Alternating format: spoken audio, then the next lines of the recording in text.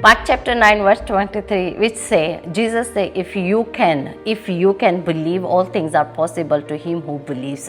So all things are possible to him who believes. So no matter what challenge that you are facing today, remember that your challenge, your situations is not greater than God's power and abilities. Your limitations cannot limit God.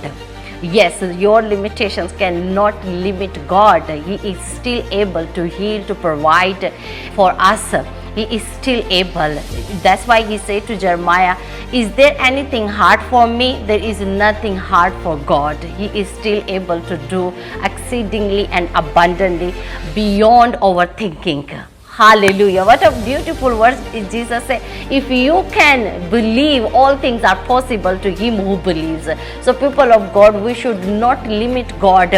Do not allow fear overtake. Do not disappointment to define your tomorrow. Your tomorrow is in God's hand. Your tomorrow is in God's hand. So what we need to do, still praying, still believing on God's word.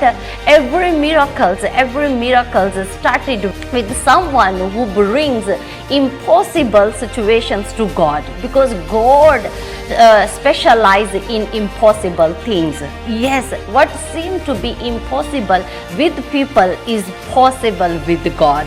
So your situations is not impossible, is possible. Yes, that's why Jesus Christ said, all things are possible to him who believes. So people of God, we should trust God. We should keep on believing on God's word, on God's promise, as he said that whatever you shall ask in my name, I will do exceedingly and abundantly beyond our thinking. So he can do that. He is still able to provide, to heal, to restore our situations.